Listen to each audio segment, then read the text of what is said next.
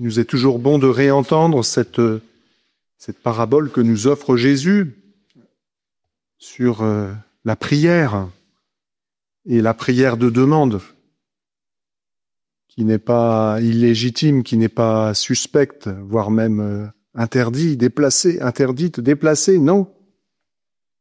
Jésus nous invite à prier pour demander de bonnes choses, bien évidemment, à prier avec persévérance, avec confiance aussi.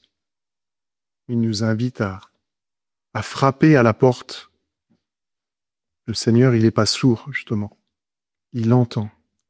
Il entend nos prières. Il entend les cris de ses élus qui crient vers lui jour et nuit. Donc nous sommes invités, bien évidemment, à ne pas nous arrêter, à tambouriner sur le cœur du Seigneur lui-même pour qu'il nous ouvre, pour qu'il nous exauce dans toutes nos épreuves. Le Seigneur n'est pas sourd, il n'est pas un juge injuste, inique. Et en même temps, vous savez, les paraboles, c'est Jésus qui nous les raconte.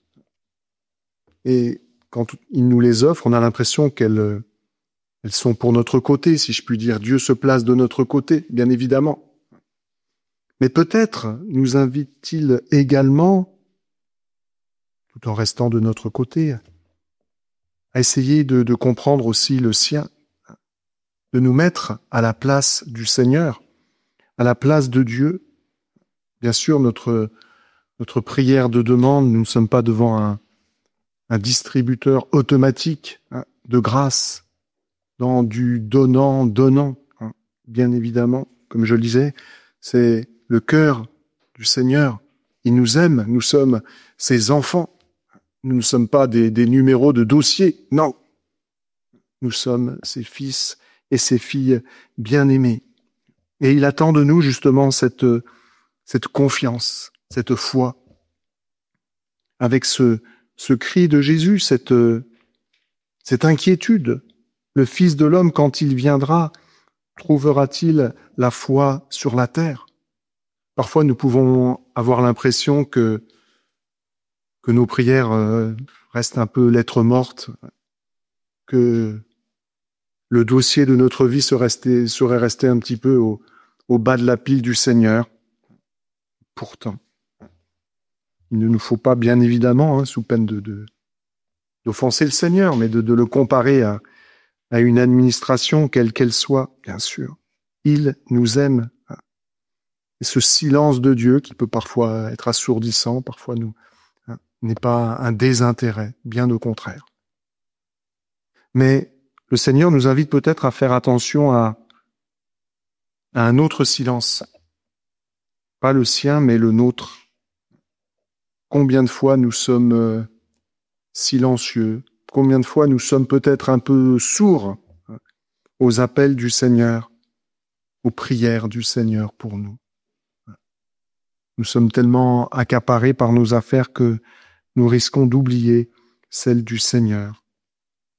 Alors, oui, avec persévérance, sans nous arrêter, sans nous décourager, reprenons la prière pour nous, la prière pour le monde, la prière pour ceux qui ne prient pas.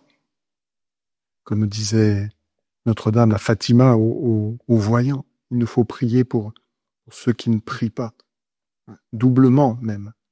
Et vous savez que tout au long de l'année, tout au long des années, tout au long du temps, les moines, les moniales, les religieux, qui prient 7 fois par jour, comme on dit, parfois plus, jour et nuit, font monter vers le ciel, vers le Seigneur, notre prière. Il prie pour nous. Il prie pour nous quand nous dormons.